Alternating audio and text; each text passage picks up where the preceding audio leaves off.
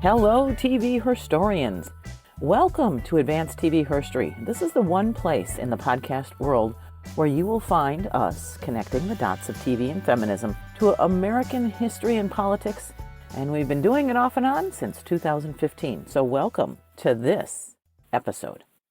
Did you know that we see more women in unscripted television shows than in scripted ones?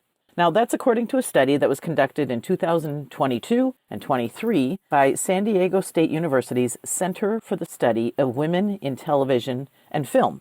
And it was reported out nationally in mid-October of 2023. And the link for it is in the show notes, but I'll tell you why it makes me sad and angry, because there's a few key reasons.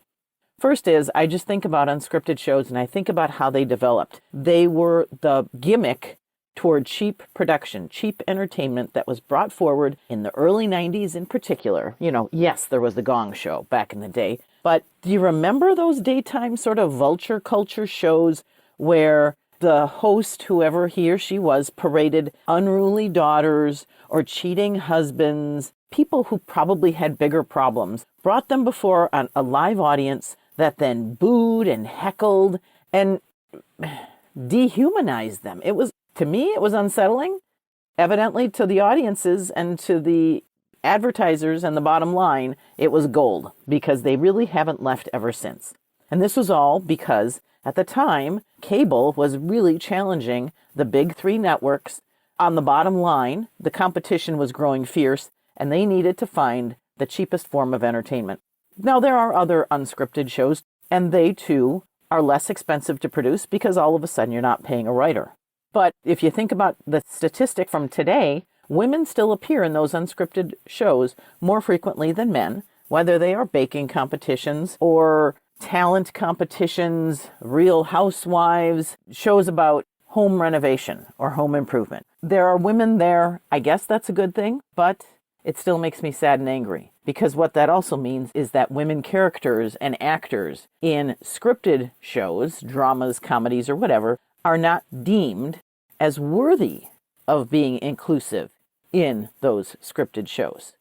To me, that's an indicator that the representation in storytelling to more than half the population that we clamor for still isn't happening. And there are certainly more women showrunners than ever before, but they can only do so much in a competitive environment, which often stacks the deck even against them.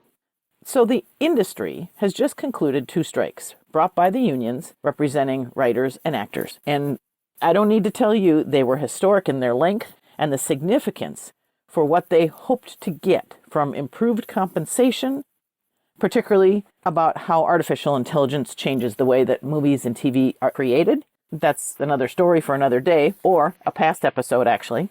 But rather, I guess I tend to focus on the importance of the words and the scripts that are being developed and the stories that are told, because real men and women have the stories in their heart that they are ready to put to paper, so to speak.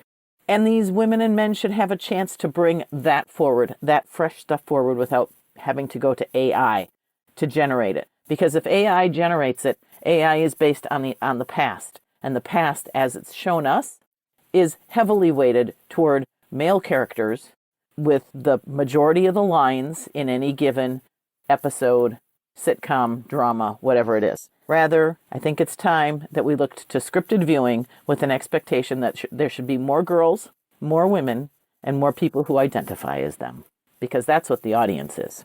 So this got me to thinking about TV talk shows. And I'll say right now that there's a definition needed, because we perhaps are from different generations.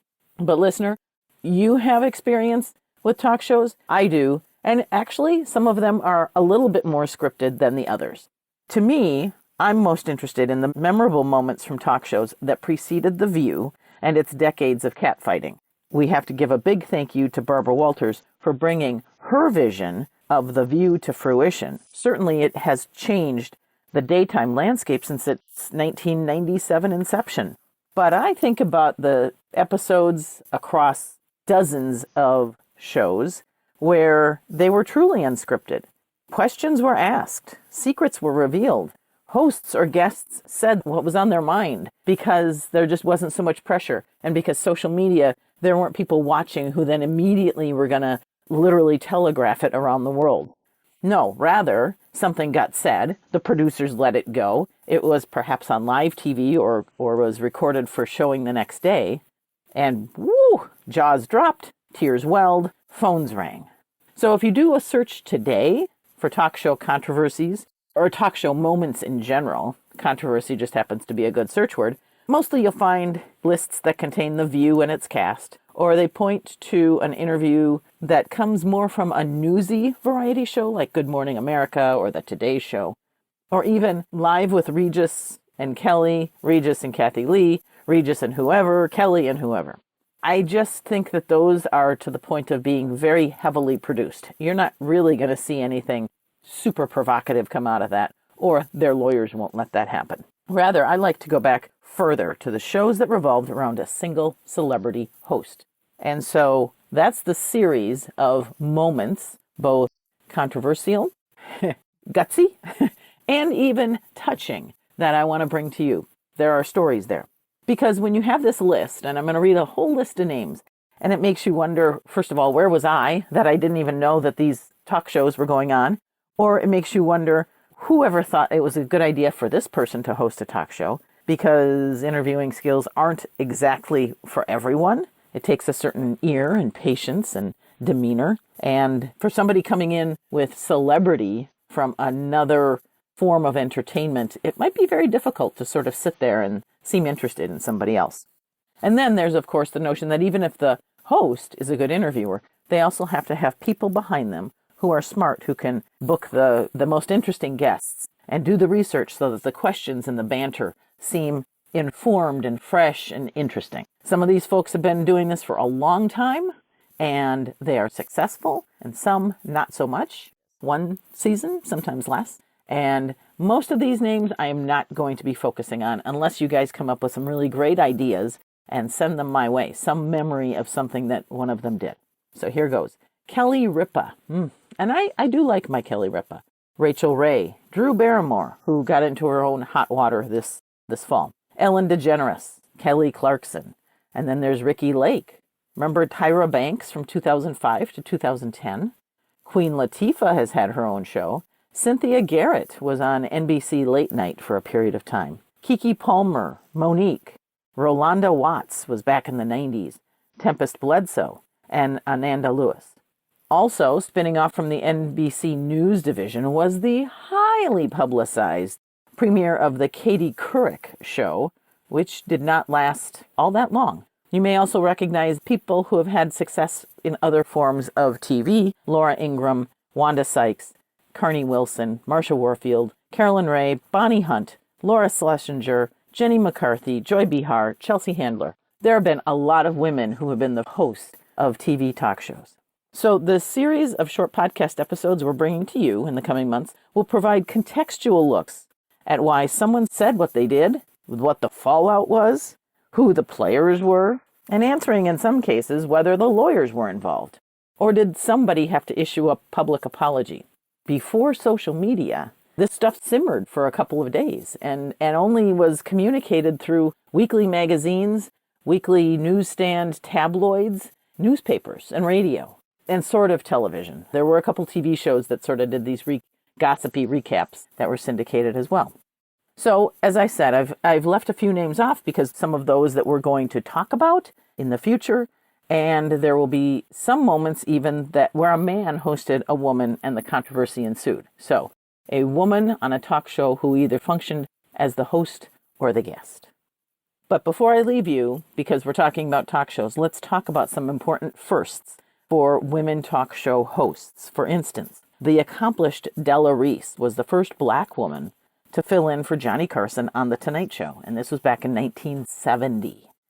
Now, in 2008, she sat for an interview. The video interview is now part of the archive at the Television Foundation Academy Interviews Project. I've included the link in the show notes. But this is kind of how Della remembers, at that point, 38 years prior, filling in for Johnny. I was doing Della, my show, and he, bless him, he loved his audience, and he did not want to just stick somebody in there. He wanted somebody that he felt would entertain his audience as he had entertained them all those 30 years. And so he started interviewing or selecting people. And I was working in the same studio he was working in Burbank. If you're about to tear it down now, but I was working. My show was on this side and his was on that side. And one day in the hallway, we passed each other. And he said, "How'd you like to try out hosting?" And I said, "I'd love it." And he invited me. I was the first woman of color to do that. I think I was the first woman to do that. You feel good when you succeed. Looking back even before 1970 to the history of, well, who was the first or who were among the first, because some of this footage is now lost. Who was among the first? Well, of course, it's Betty White. Of course it is. There were many iterations of The Betty White Show, with the first being a 2-year run at a talk show format, which included musical performers. Now, you may recall when Betty passed on New Year's Eve 2021 that her obituaries and her salutes and her career recaps mentioned her commitment to civil rights and integration in whatever project she was participating in at the time. And she, like many others were learning, stood up to the networks when it came to booking entertainers of color for her show. So on November 29th, 1954, black dancer Arthur Duncan was scheduled to perform on The Betty White Show, and as we've discussed in other episodes of this podcast, film and television offered limited roles and visibility to performers of color, not because the TV talk show hosts wanted it that way, but rather the executives, the suits behind the whole industry, shook their heads, wrung their hands, supported the status quo by saying, well, you know, the Southern affiliates, the Southern viewers, the Southern theater bookers wouldn't tolerate having a black person in a role better than that of a domestic, a butler, a service person, a nanny, a torch singer. That was the reality in the 40s and 50s for TV as well as film. But by golly, by 1954, Betty wasn't having it.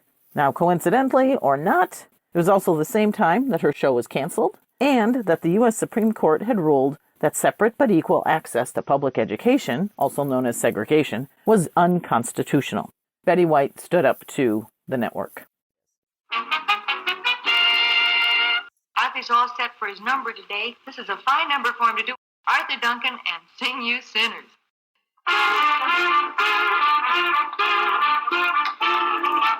Sing you sinners, sing. Sing you sinners, sing. Sing you sinners, sing, sing, sing. Sing you sinners, sing. Sing you sinners, sing. Sing you sinners, sing, sing, sing. Sinners drop everything and let the harmony ring up to heaven. Sing you sinners, just wave your arms all about. Let the Lord hear you sing for that music.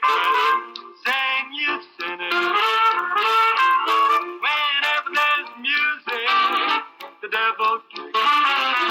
He don't love music, but that rhythm makes you wicked and you're depraved. And you also misbehave if you wanna be. Sing you sinners. Sing, sing, sing. Sing, sing, sing. Sing, sing, sing. I'm singing, I'm singing. Sing, sing, sing. Sing, sing, sing. Sing, sing, sing. Whenever there's music, the devil kicks. He don't love music, but that rhythm makes so sing you sinner, sing you sinner, sing you sinner, sing you sinner, sing, sing, sing, you sinner, dance, dance, dance, you sinner, sing, sing, you know that things are right when you sing, you sinner, sing.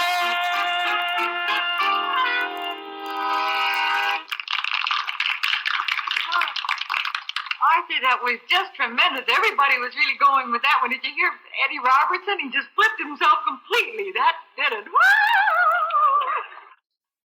Know this, listener. When you see clips from black and white television, that feature a performer of color, bet your bottom dollar that the decision to, quote, allow him or her was hot. It was highly controversial and included big threats and power plays from both sides, because you can hear this in your head, right? You'll never work in this town again. I'll have your career. Or from the person who is championing change and progress, that's it. I'm done. I'm done here. I'm taking my show. I'm taking it elsewhere. I don't need to put up with this. You know, they're the ego too, right? White men and women, hosts of talk shows and variety shows, cared most about entertaining all of their audience. And they wanted to bring forth the professional and distinct talent they knew that all of these performers had. So in hindsight of nearly 70 years, we can complain about the lack of progress because there's still a 2 or 3 tiered access to opportunity in all areas of life for people of color and those who live on the margins. And as media, this means advertising, film, television, which includes streaming, it is still as powerful as ever to model and mirror progress of representation. It still feels like every day, every year, or decade, there are still big fights in the back room about who gets the speaking roles, what actors should be paid, who, for Pete's sake, will write the words. What's the story about? TV talk shows shine a light on bits of that progress because this was supposed to be sort of off the cuff. And for the most part, the actors were on as themselves. The questions were being asked to them and their opinion. And that's where you'll remove some of the filters, the agents, the managers, the handlers. We'll bring you those bits of progress coming forward. There will be no commercial breaks from Johnson & Johnson, Clorox, or Calgon because women of TV talk shows can teach us a lot. It's time we listen, and this is why I podcast. Before you unplug and head off to your next thing, please go to tvherstory.com and sign up for our monthly newsletter. This is the place where, honestly, I'm sharing information directly to you because I'm tired of having the trolls in all of my social media. I don't need to deal with them. I want to deal directly with you. Please know your information will never be sold. Please sign up. Lastly, clips from all of these YouTube episodes, as well as the research that contributed to what I've said today, are available in the show notes. Final thanks to Jazzer, the performer, who created our theme song, Take Me Higher. It's found at freemusicarchive.org. And lastly, Mary Lou Morose, who brought all of this audio together after multiple takes and multiple microphones to bring this to your ears. Shout out to Mary Lou. Thanks for listening. I'm your host, Cynthia Bemis Abrams.